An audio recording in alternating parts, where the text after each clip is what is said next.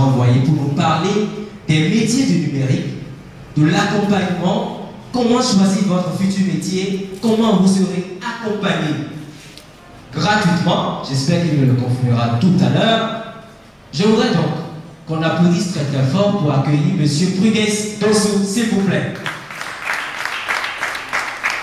C'est donc le panel 1 qui commence en attendant que la régie, la technique nous dise OK.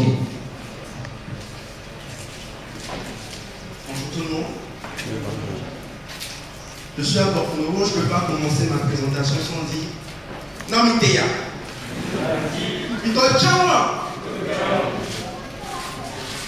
Ok. Alors, aujourd'hui, je vais vous présenter les métiers du numérique. Avant tout, je vais commencer par me présenter.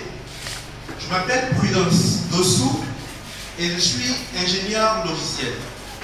Pour parler de mon parcours, j'ai eu mon baccalauréat ici à Porto-Novo, j'ai étudié à Robert Dieudonné et j'ai continué mes études au Maroc où j'ai eu, au bout de 5 ans, mon diplôme d'ingénieur logiciel. À partir de 2021 a donc commencé mon parcours avec l'emploi où je me suis spécialisé dans le développement full stack que j'exerce jusqu'à présent. Aujourd'hui, de quoi est-ce que nous allons parler? Mon atelier, de son thème, c'est découvrir les métiers du numérique. Nous allons dans un premier temps découvrir les métiers du numérique. Qu'est-ce que c'est que les métiers du numérique? Qu'est-ce que c'est d'abord le numérique?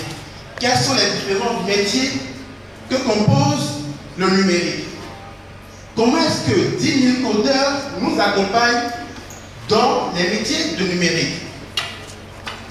Ensuite, nous allons nous entretenir sur comment choisir son métier du numérique. Et enfin, la parole vous sera donnée. Vous pouvez me poser des questions et nous allons échanger sur les différentes thématiques que nous allons aborder.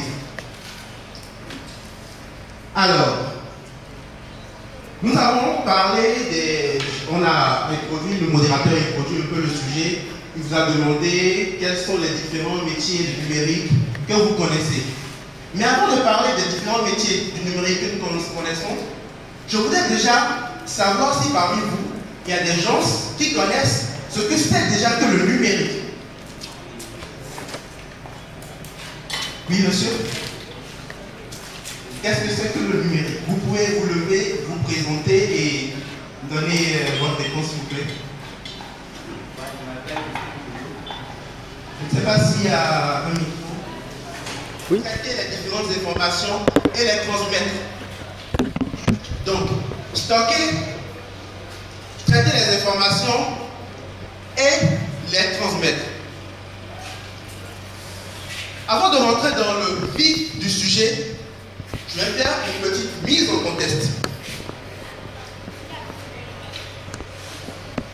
Je connais un très grand entrepreneur porto-novien. Il s'appelle Dossou Laki. Dossou Laki, il maîtrise tous les coins de Porto-Novo qu'on vend au Pétel. Et aussi du bon Saint-Gabriel. Vous savez ce qu'on appelle le Saint-Gabriel, non?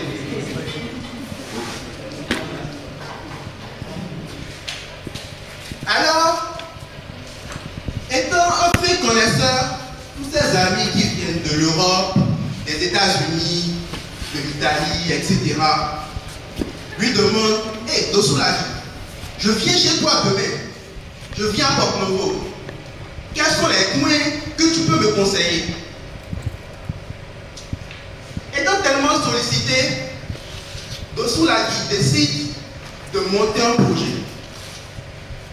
Ce projet, c'est de créer une application qui va lui permettre de référencer l'ensemble des bons points où ses amis pourront consommer du bon propriétaire et du bon Saint-Gabriel. Et pour mettre en place cette application-là, il a besoin de s'entourer d'une belle équipe dynamique qui pourra l'aider à mettre en place ce projet dans un premier temps, le concevoir, le développer et le mettre en vente, et le mettre en ligne pour pouvoir quand même gagner un peu d'argent. Après, on a dit c'est un entrepreneur, n'est-ce pas? Il faut quand même gagner de l'argent. Donc, pour le faire, il a réfléchi, il s'est dit, bon, mon projet, pour qu'il réussisse quand même, je vais le mettre en place en 3 étapes. La première étape, il faut déjà que je sache ce que je veux faire. Qu'est-ce que je veux faire? Je vais mettre en place une application, ok, d'accord. Est-ce que réellement il y a des gens qui ont besoin de cette application-là? Et cette phase-là, il a décidé de l'appeler l'idéation. Donc, dans cette phase, il va s'entourer d'experts qui vont l'aider à mettre en place le projet, le concevoir, voir qu'est-ce qui est possible, qu'est-ce qui n'est pas possible. Et ensuite, il va passer à l'équipe de développement. Et cette équipe-là va mettre en place le projet, développer le projet et créer une application en bonne et due forme que tout le monde pourra utiliser. Mais ce n'est pas tout. Après avoir mis en place ce projet-là, après l'avoir développé, il faut que des personnes l'utilisent. Donc, il y a cette phase-là qu'on appelle la phase marketing, où il va présenter aux populations, à ses différents amis, aux personnes qui viennent de l'Europe, etc., l'application pour qu'ils puissent l'utiliser une fois qu'ils sont à Porto-Novo. Et cette phase-là, je vais l'appeler la phase marketing. Sans plus tarder, nous allons commencer avec la phase de l'idéation. Dans cette phase-là, nous allons essayer d'identifier les différents besoins qu'il a et les différents profils qui vont l'aider à travailler sur ces différents points-là. Donc, la phase d'idéation comporte environ, disons, 4 catégories de profils. La première partie, c'est la stratégie d'affaires. Et dans cette partie-là, au niveau de la partie de stratégie d'affaires, Dossou Lagui va demander à un expert qui est, par exemple, un business designer, et ce business designer va lui écrire le business plan de son projet. Il va dire, ok, tu veux mettre en place une application, comment est-ce qu'on va le faire? Comment est-ce qu'on va gagner de l'argent avec cette application-là? Ensuite, il aura besoin de contacter une équipe de maîtrise d'ouvrage.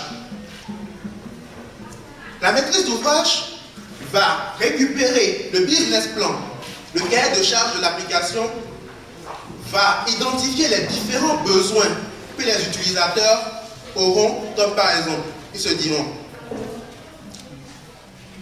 j'aurais besoin de savoir quelle est l'heure d'ouverture des points de Bokwete. J'aurais besoin de savoir à cette heure-là, où je viens chercher le Bokwete, quel est le point de Bokwete qui est le meilleur, qui font vraiment la viande la plus tendre, etc. Et cette équipe-là sera composée de chefs, de maîtrise d'ouvrage, d'un consultant fonctionnel, d'un business architecte qui va essayer de concevoir l'architecture du projet. Ensuite, il y aura aussi un business analyst qui va essayer de dégager les différents besoins et les différents sujets sur lesquels il faudra travailler pour que, techniquement parlant, on puisse créer l'application. Ensuite, quand cette phase d'analyse et de conception est bien faite, il aura besoin de designers. Et là, on identifie 2 types de designers. Les UX designers et les UI designers. Déjà, on va marquer une petite pause. Est-ce que vous savez quelle est la différence entre les UX designers et les UI designers? Donc, c'est exactement ce qu'il a dit. Donc, le UX designer doit se baser sur l'expérience utilisateur. Quand par exemple, on prend l'application, en fonction des types d'utilisateurs, des types de personnes qui vont utiliser l'application, il va essayer de créer une maquette qui va mettre en place des boutons, des fonctionnalités, etc., qui vont se baser vraiment sur l'utilisateur qui va l'utiliser. Par exemple, un malvoyant, par exemple, il aura besoin d'avoir des informations sonores pour pouvoir savoir, par exemple, quel est le meilleur compte de bloc peut-être et quel chemin il va prendre pour y aller. Et ensuite, nous allons passer à la 4e catégorie de profil avec qui M. Dosoulagui va communiquer. C'est ceux qui interviennent dans le processus de développement. Alors, ces profils-là, ils vont s'occuper de prendre en main les différentes études qui ont été réalisées, les restructurer et les transférer à l'équipe de développement. Pour voir si vous suivez, quelles sont les différentes 4 catégories qui composent la phase de filiation. Les 4 catégories de profil.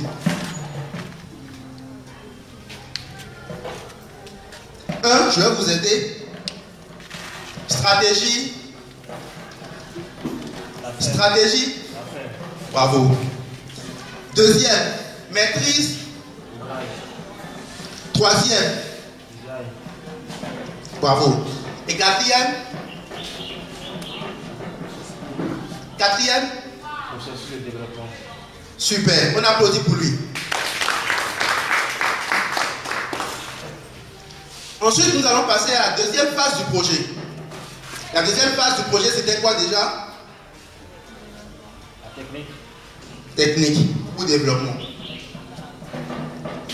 Donc, dans cette phase-là, M. Dosoulagui va s'entourer de différents experts qui vont intervenir à différents domaines.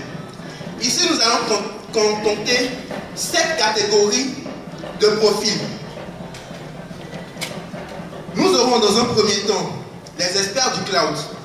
Est-ce que quelqu'un parmi vous sait ce que c'est que le cloud?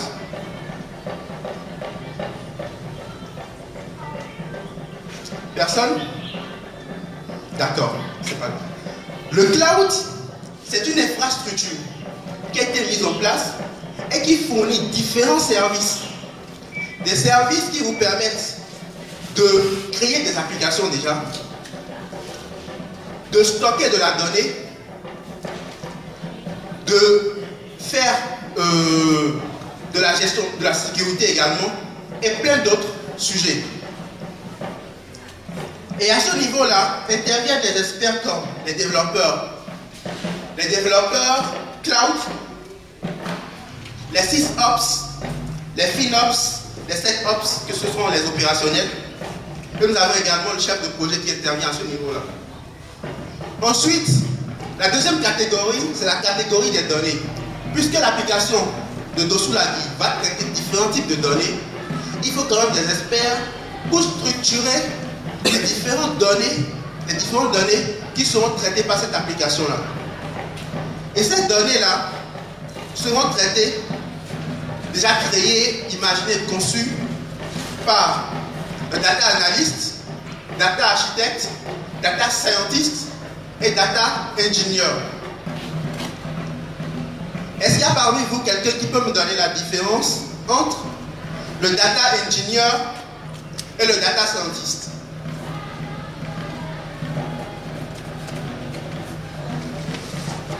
Mademoiselle, vous hésitez là. Je pense que vous avez un élément de réponse à donner.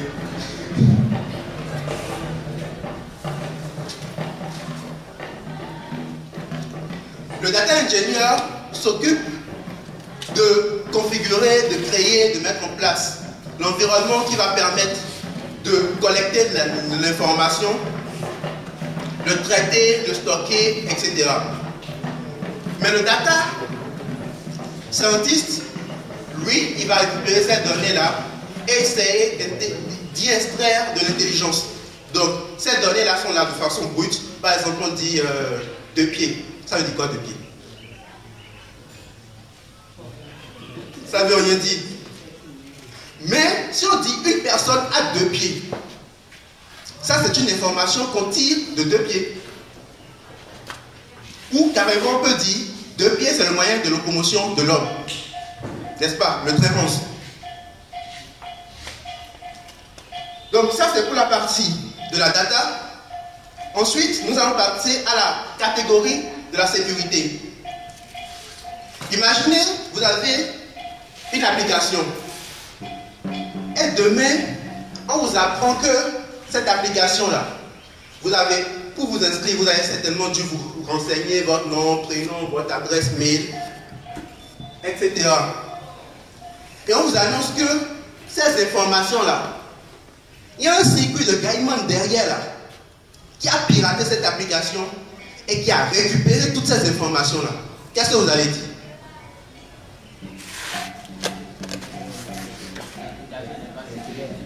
L'application n'est pas sécurisée. Et ça, c'est pas du tout normal. Et donc, pour ça, M. Dosoulagui doit faire appel à des experts de la sécurité pour pouvoir pallier à ce genre de problématique-là. À ce niveau-là, nous aurons des analystes cybersécurité, des administrateurs de sécurité, des auditeurs de sécurité pour vérifier si réellement cette application-là est sécurisée ou pas. Comme ça, demain, les personnes qui vont s'enregistrer sur cette application-là vont se sentir vraiment à l'aise pour pouvoir utiliser cette application-là.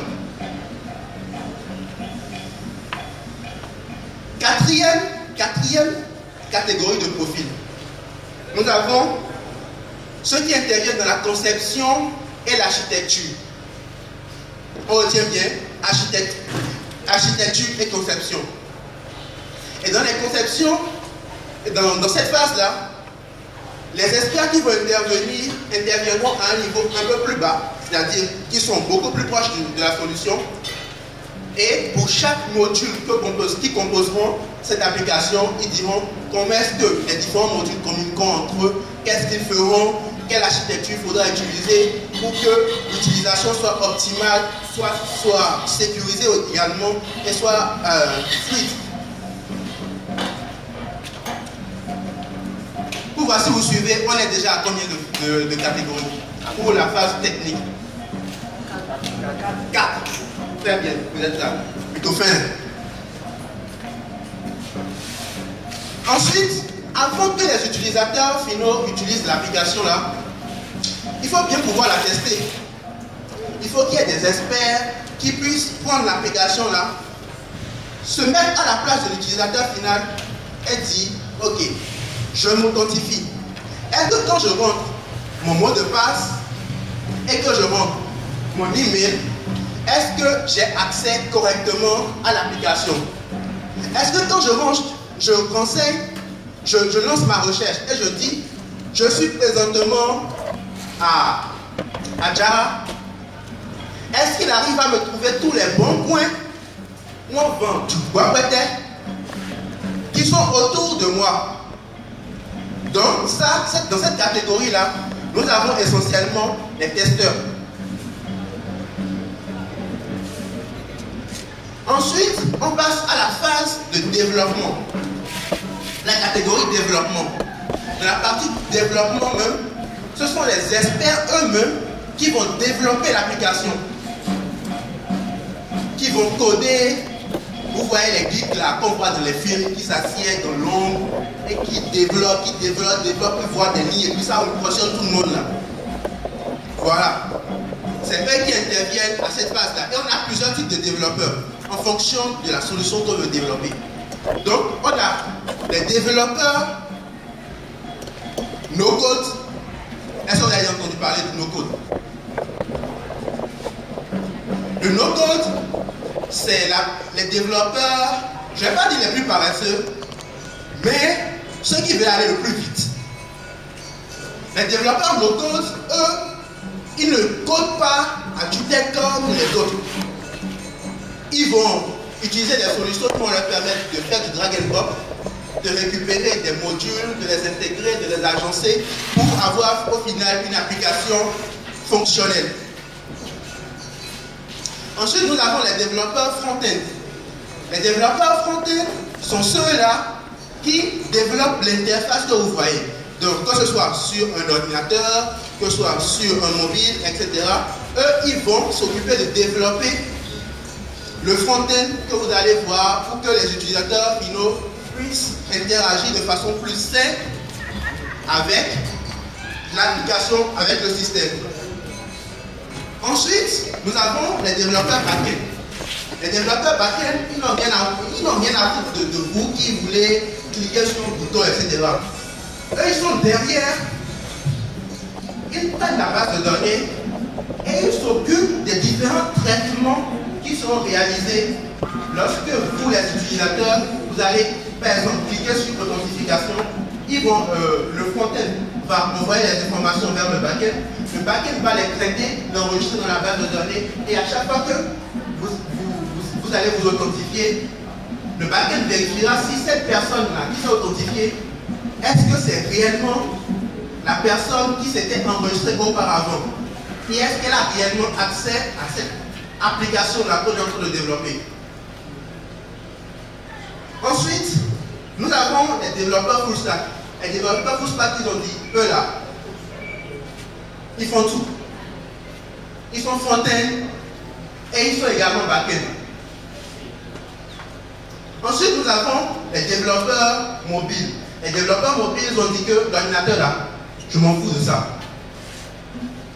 Moi, je prends le téléphone et je développe des applications que tout le monde va utiliser comme mobile money, etc. Ensuite, nous étions donc à la partie développement. Il reste combien? Il reste combien de catégories? Là, on a vu 6. Il reste 1.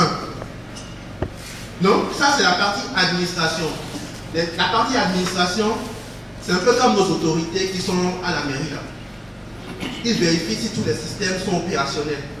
Est-ce que lorsqu'on a besoin de discuter avec la base de données, est-ce que la base de données elle est disponible? Est-ce que lorsque l'utilisateur veut se connecter, est-ce qu'il arrive à avoir accès correctement au système, etc. Donc là, nous avons par exemple les techniciens, administrateurs, système de réseau par exemple. Nous avons les administrateurs sécurité informatique. Et nous avons également les administrateurs de base de données. Avant de continuer, je vais vérifier si vous suivez. La phase technique contient combien de catégories? 7.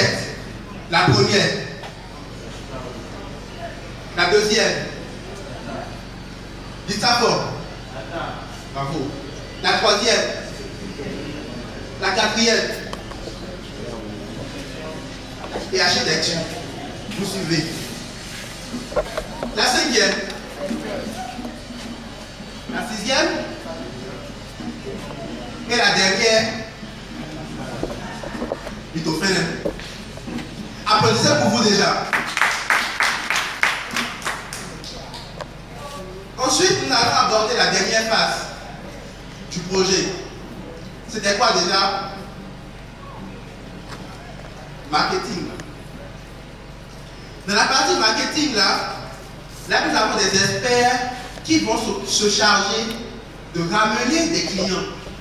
De dire, hey, monsieur Akasato, il y a une application que l'on est en train de développer là. Elle va te permettre de manger du bois pointé partout où tu as Porte-Nouveau.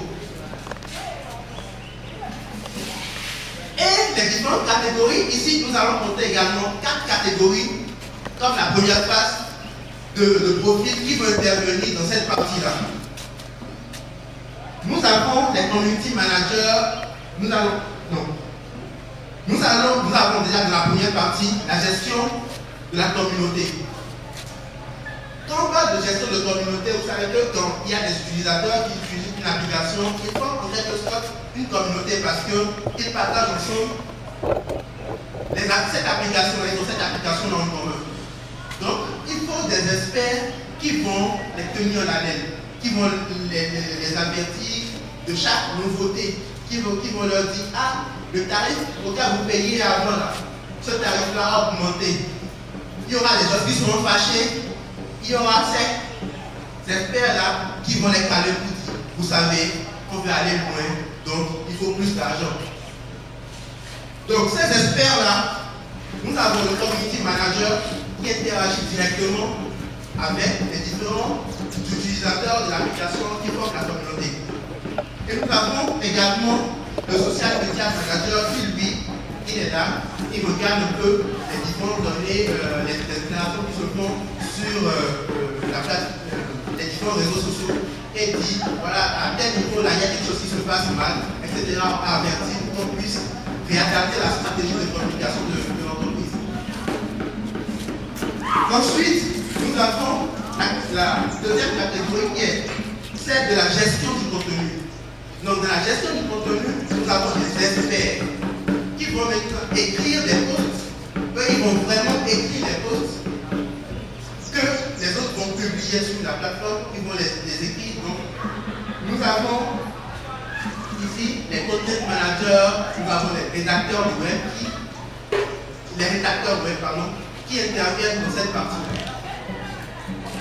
La troisième catégorie de profils qui interviennent ensuite, c'est ceux qui interviennent dans la partie référencement. Notre application, on va l'inscrire sur le Play Store par exemple, mais est-ce que réellement Google le présente à toutes les personnes? Par exemple, je dis, il y a un Français qui vient au Bénin, est-ce que c'est qui vient au Bénin, là, qui met le pied et qui va dans le Play Store pour voir les meilleures applications qu'il pourra utiliser pour avoir un meilleur séjour au Bénin? Est-ce que Play Store présente dans un premier temps l'application d'Oscar? Et là, nous avons des experts SEO manager et SEA manager. Les SEO managers sont ceux qui vont optimiser, qui vont s'occuper de vérifier si notre application elle est facilement accessible, elle est présentée par les moteurs de référencement dans un premier temps. Et les SEA qui font de la publicité, eux, ils vont essayer de créer des publicités et voir si cette publicité-là, sur cette application-là, arrive à atteindre le plus de monde. On est bon? Enfin, la quatrième catégorie ici, c'est le trafic. Le trafic, c'est ceux qui s'occupent de ramener vraiment de nouveaux clients. De ramener de nouveaux clients, ils étudient les données, ils vérifient si l'application elle est vraiment accessible, etc. Et si, comment faire pour avoir de nouveaux prospects. Et eux, là, ils vont communiquer à l'administration, à l'équipe de management, les différents modèles de communication pour pouvoir donner à l'application pour qu'elle puisse toucher de nouveaux mondes. Et donc, ainsi, nous avons fini la phase de marketing. Que vous pouvez vous apporter pour vous documenter sur déjà quels sont les différents métiers du numérique qui existent. Qu'est-ce que chaque métier du numérique implique? Et également, quels sont les différents skills, les différentes aptitudes que vous devez avoir pour pouvoir vous développer, vous déployer dans le milieu du professionnel, dans le monde professionnel. Et pour ça, cela nécessite votre propre effort personnel. Vous devez aller vers l'information, faire des recherches, contacter des grands frères, leur demander: ah, j'ai vu telle vidéo là, j'ai pas bien compris. Vous pouvez m'expliquer? Et lorsque vous êtes totalement préparé à cette phase-là, vous allez contacter Jimmy Codeur pour lui dire, pour vous inscrire et dire à Jimmy Codeur: ok, je suis prêt pour commencer les tests. Et là, nous avons deux types de tests qui sont réalisés. On va vous contacter et vous envoyer un test auquel vous allez répondre. Vous allez pouvoir faire vos recherches, vous avez tout le temps pour répondre au test. Vous répondez au test et ensuite vous me dites: ok, c'est bon, j'ai répondu. Vous envoyez vos réponses, on corrige, on voit ce qui est bon, ce qui est mauvais, et on vous convoque quand tout est bon pour la phase orale.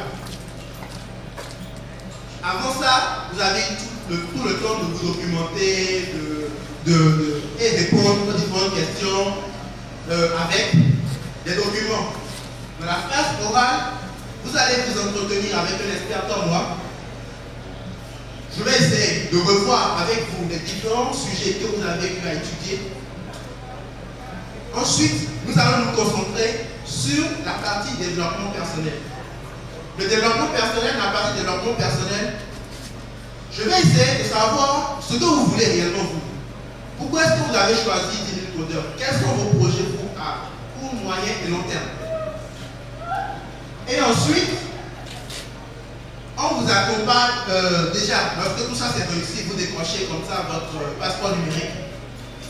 Et avec ce passeport numérique là, vous êtes officiellement membre de 10 000 codeurs.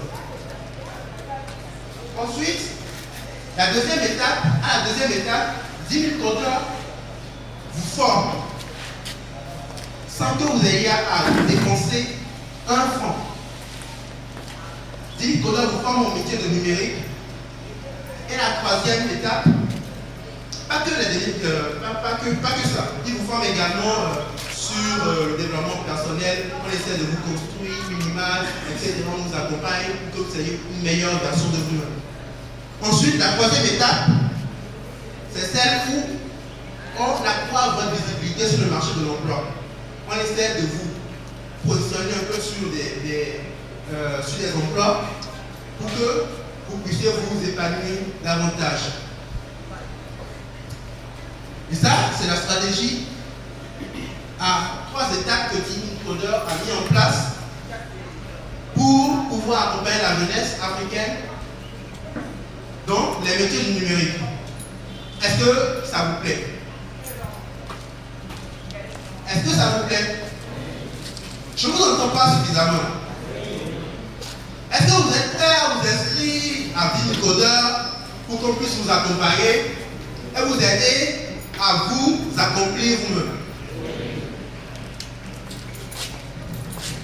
Donc, vous pouvez scanner derrière ce QR code là pour pouvoir remplir le formulaire et on vous contactera certainement par la suite pour la suite du process. Et tout à l'heure, je vous ai parlé du passeport numérique.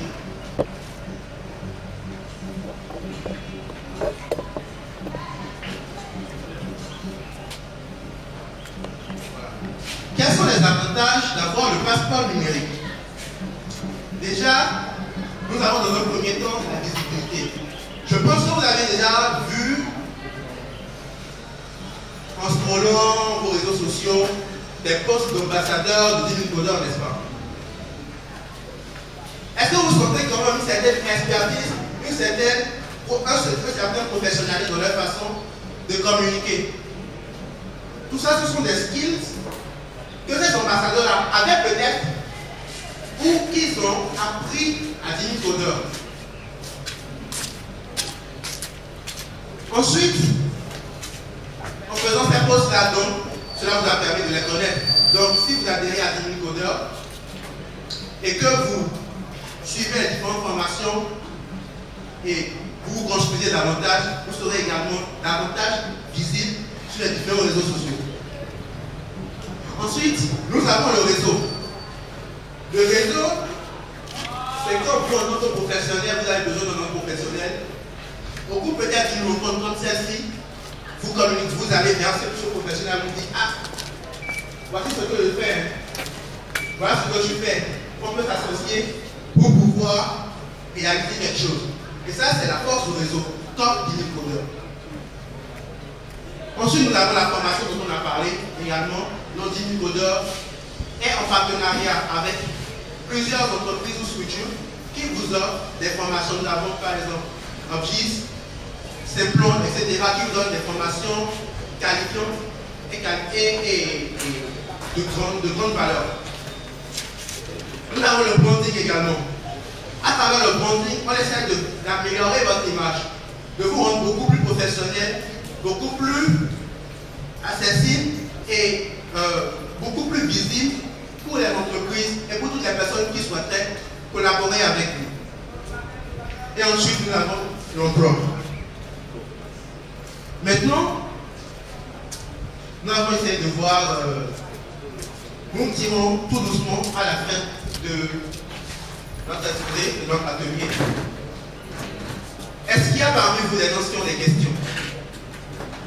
Oui, monsieur? Oui.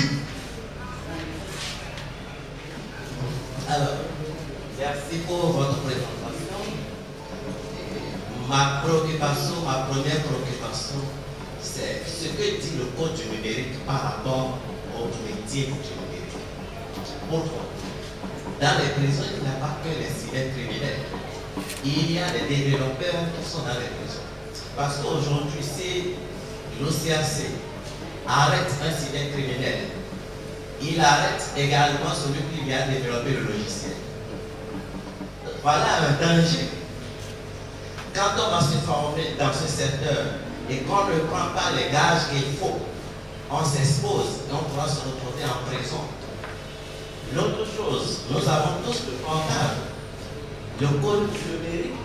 Si je vous envoie ma photo, parce que nous sommes des amis, je suis à une formation, je vous envoie ma photo, et que vous partagez la photo avec un troisième ami, à qui je ne vous ai pas donné l'autorisation de donner ma photo, vous allez en prison, les deux vont en prison. Donc voilà les dangers qu'il y a dans le métier du numérique. Et il faut que tout en formant ou en nous formant pour les métiers du numérique, qu'on nous informe. Sinon, on va se retrouver fatalement tout en cherchant de l'argent dans les travers de la justice. L'autre chose, la deuxième question ou la deuxième observation, c'est par rapport à la gestion de l'information. Vous avez parlé dans les métiers ou dans les curricula tout à l'heure, l'information, la gestion de l'information. Et derrière une information, un cybercriminel peut détourner une information d'un développeur. Moi, je suis toujours dans ce cadre d'activité-là. Il y a des professionnels au monde qui ne sont là que pour attaquer les systèmes. Leur métier dans la vie, c'est de détruire les systèmes qui sont mis en place. Cyberattaque. Et cybercriminalité n'est que la forme primitive de l'attaque. Il y a des gens qui sont tous les jours en train de travailler pour, par exemple, paralyser un pays. Ce qui s'est passé tout récemment au Liban, où par portable, on a bombardé près de 300 personnes en une seule journée. Parce que avant, au moment où on fabriquait les portables, déjà on avait installé des mini-bombes. Et ceux-là ont acheté les portables qu'ils utilisaient, les gens ont actionné le système et systématiquement et de façon automatique, 300 voire plus de 500 personnes sont mortes parce que leur portable s'est explosé. C'est de la cyberattaque. Donc il faut que, tout en nous formant pour ces activités, qu'on prenne le soin de nous parler de ces pièges, de ces dangers qui nous guettent. Voilà ce que je voulais apporter. Merci. Merci beaucoup, monsieur. Intervention très instructive. Ce que je retiens, c'est que, en vous formant au métier du numérique, les professionnels qui vous accompagnent devront également vous sensibiliser sur les différents risques auxquels vous vous exposez. Et je sais que nos partenaires en tiennent compte. Merci. Et également, vous avez parlé également du sujet des développeurs qui sont en prison actuellement parce qu'ils ont construit des applications peut-être de façon naïve pour les cybercriminels qui les ont utilisées finalement à des fins détournées. Aujourd'hui, même dans le monde du numérique, il y a plusieurs applications qui sont utilisées, que ce soit des applications en open source ou que ce soit des applications développées dans des cadres vraiment privés pour être commercialisées. Il y a plusieurs applications là qui sont également détournées. Mais qu'est-ce qui fait que ces applications-là, c'est les concepteurs de ces applications-là qui sont peut-être en Europe, etc., ne sont pas attrapés? C'est parce qu'ils entourent quand même d'un système juridique qui les protège et les aide en cas de problème, en cas d'utilisation détournée de leurs applications. Donc nous, nos développeurs, doivent également être sensibilisés à cette problématique-là. Et je pense que ces problématiques-là seront beaucoup plus développées dans la partie passeport numérique et entrepreneuriat, que qu'offre également Digital Coder. Ici, on a voulu juste parler du passeport numérique, mais également c'est un aspect qu'il faut prendre en compte. Merci. Applaudissez encore une fois pour lui.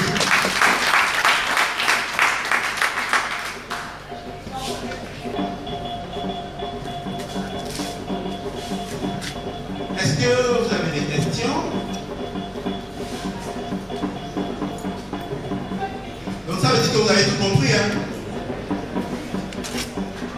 Ok, d'accord. Donc, parmi vous, je vous pose une petite question. Qui sont ceux qui sont prêts à accompagner M. Dosoulaki à réaliser son projet? Oui, monsieur, vous allez l'accompagner dans quel secteur?